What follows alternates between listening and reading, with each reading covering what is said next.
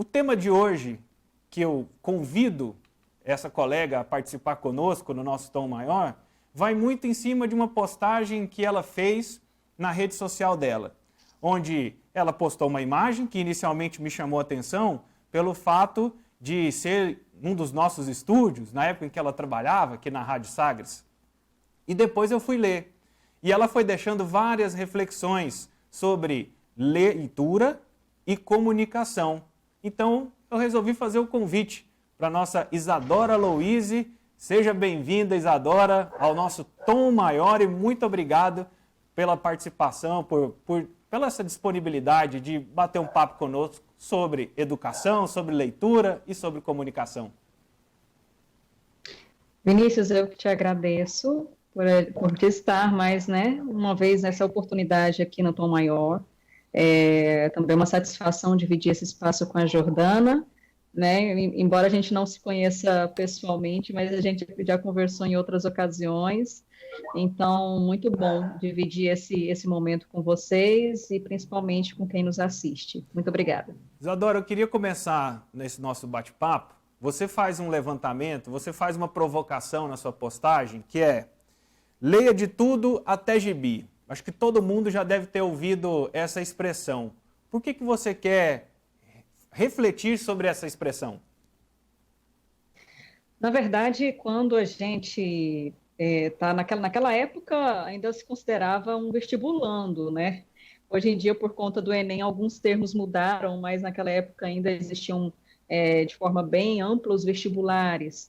E os professores de redação, até então, eles nos orientavam a ler de tudo. Eu acredito que não seja tão diferente para hoje em dia.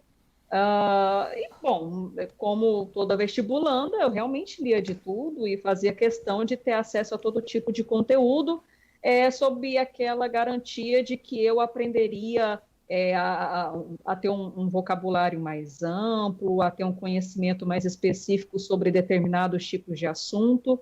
Porém, hoje eu acredito que a gente consegue ter mais assertividade, a gente consegue ser mais assertivo, sabendo escolher aquilo que nós lemos, sabendo escolher o que nós ouvimos, o que nós assistimos. Então, todo o conteúdo que absorvemos, existe sim a necessidade de uma seleção.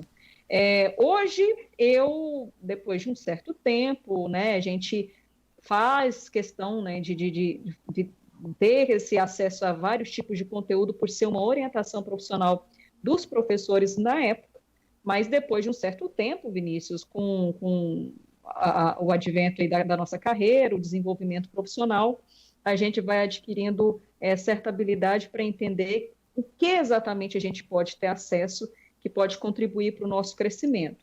Hoje, particularmente, eu não recomendaria, por exemplo, a leitura de um gibi ou de algum outro tipo de histórias em quadrinhos ou qualquer outro tipo de conteúdo, dependendo daquilo que você quer, dependendo daquilo que você precisa entender. Para a expansão de um vocabulário, por exemplo, existem outras formas que também contribuem e é de grande valia. Não desmerecendo as histórias em quadrinhos ou gibis, não queremos entrar no mérito dessa questão, é apenas saber escolher dependendo daquilo que é o seu foco.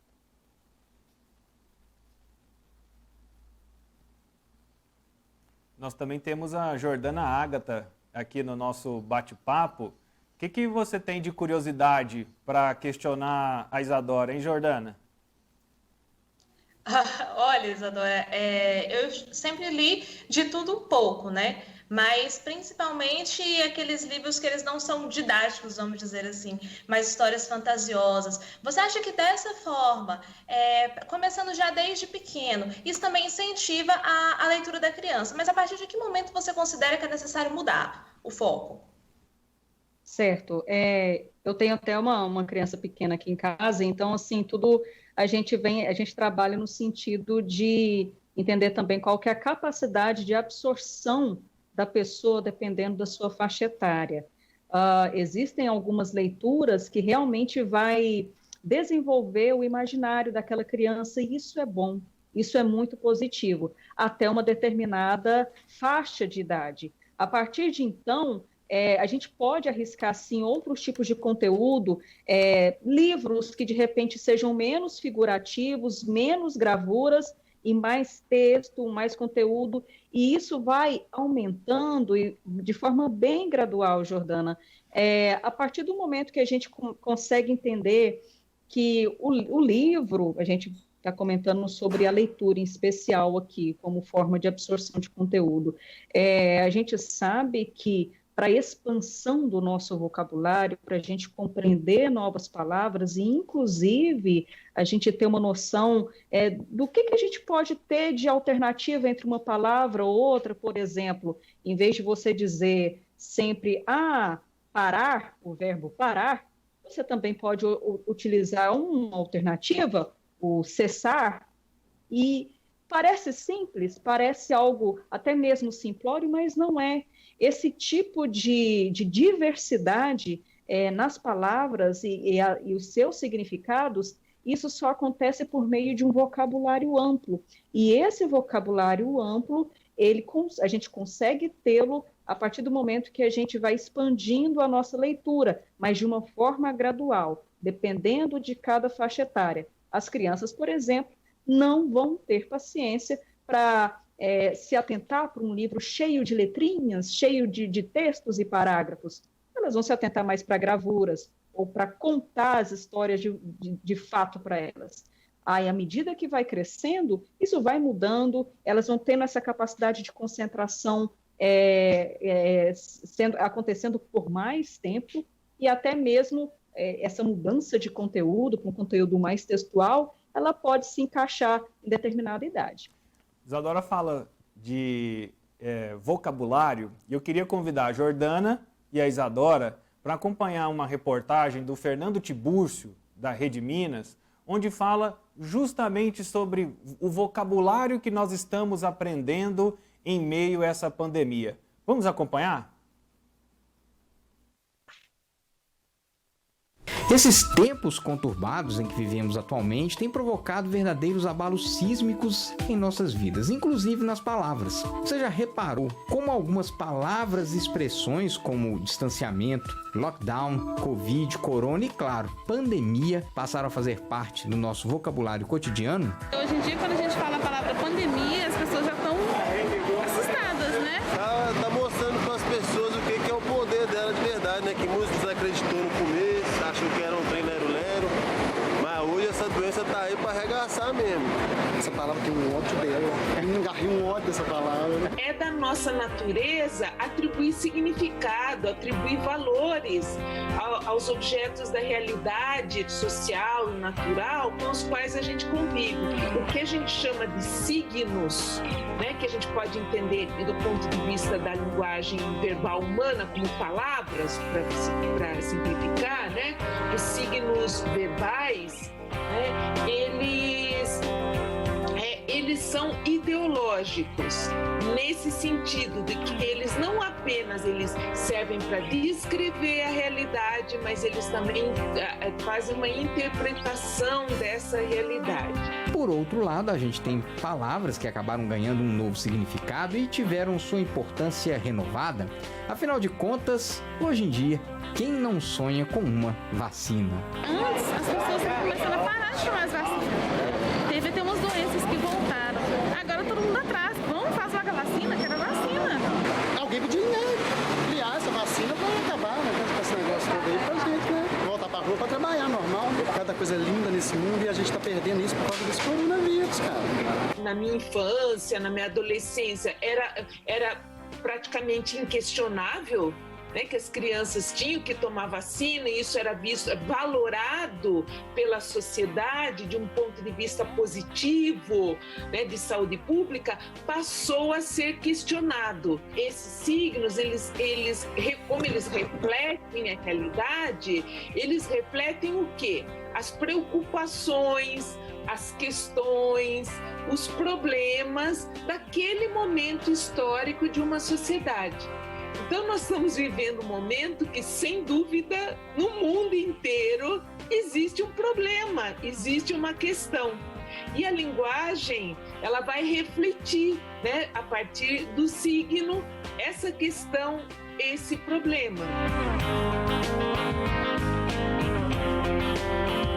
A minha expectativa é que esse problema passe, que a gente resolva e que essas palavras vão ficar assim na minha memória, depois a gente vai contar daqui a anos. Olha, lá em 2020 a gente falava da Covid-19 e essas gerações, tomara, nem tenham ouvido falar sobre isso, que é tudo que a gente quer.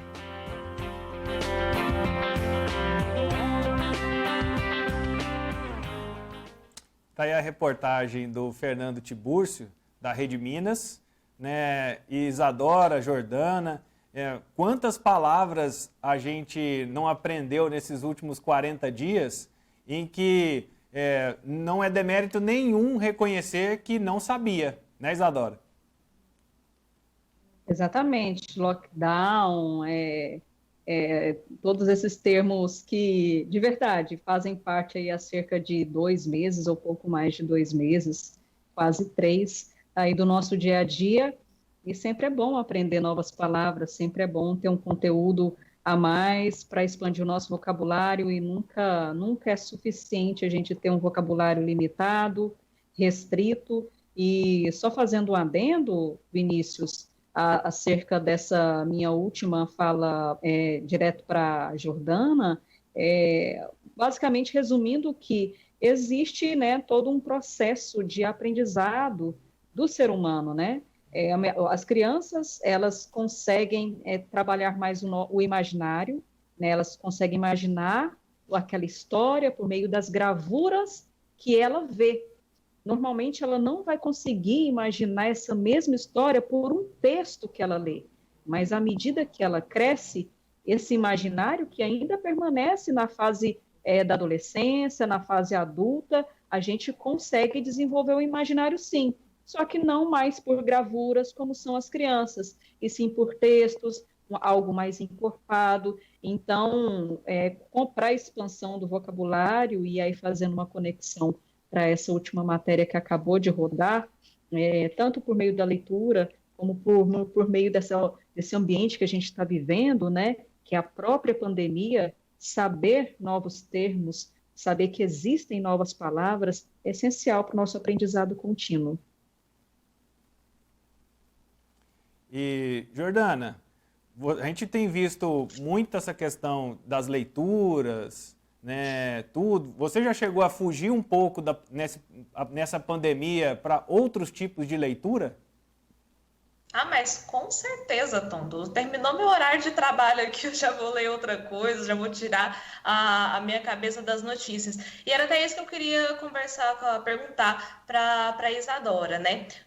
O fato da gente estar sempre recheado, né, recebendo, sendo metralhado praticamente com várias notícias sobre a Covid-19, principalmente pelas redes sociais, isso acaba entrando também no caso das fake news, né? O WhatsApp tem sido uma fonte de notícias e muitas vezes, e infelizmente, de notícias falsas, né? A leitura, né, Isadora, ela ajuda a gente também a identificar essas notícias, né? Principalmente as pessoas mais velhas. Sem dúvida, sem dúvida. Eu queria até fazer adicionar algo relacionado às fake news nesse momento.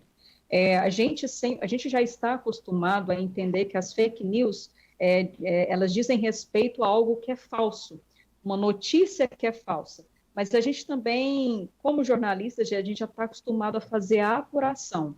Em outras ocasiões, eu cheguei a comentar também que essa mesma apuração, ela não é muito comum do cidadão.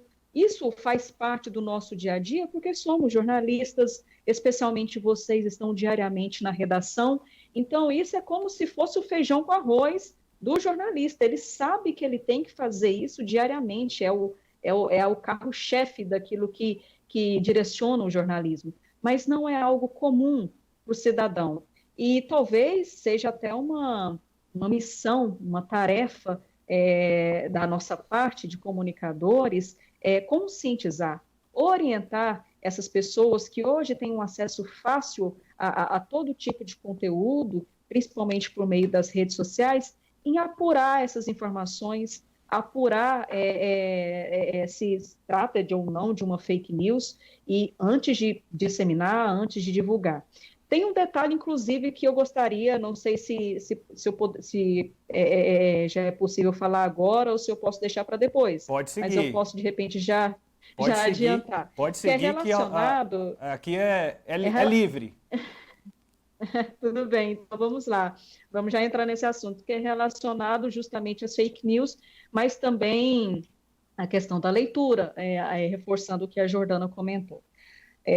Normalmente, é natural que a gente busque por conteúdos, por ler algo do qual a gente já concorda.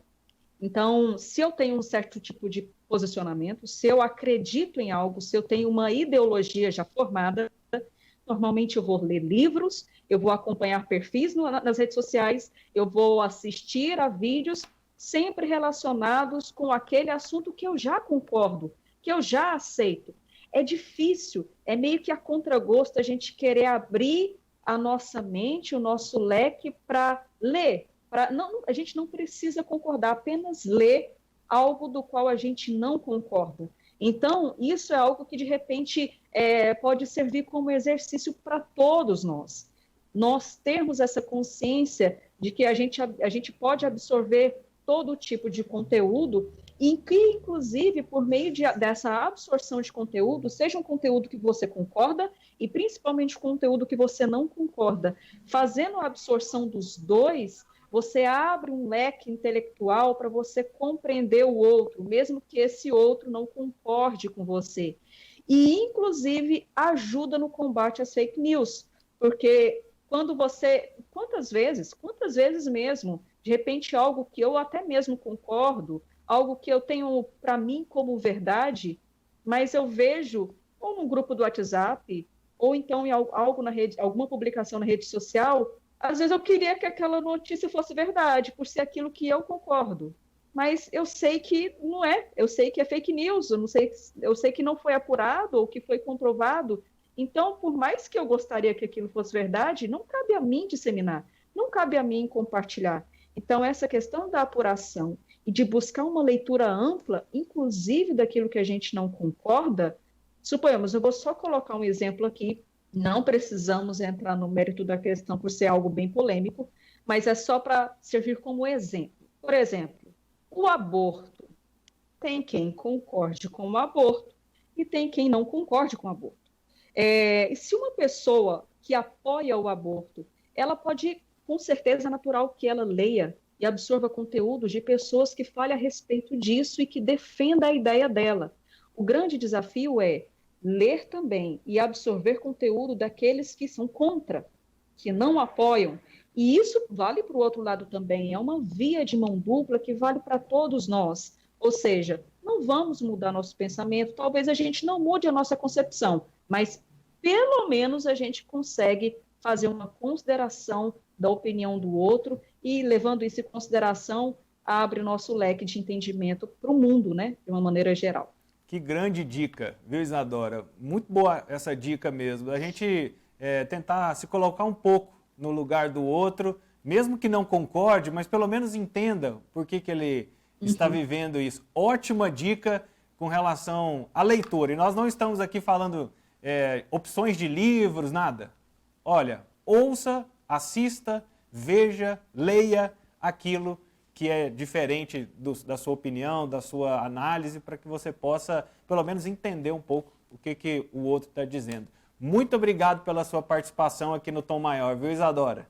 Um prazer. Eu que agradeço.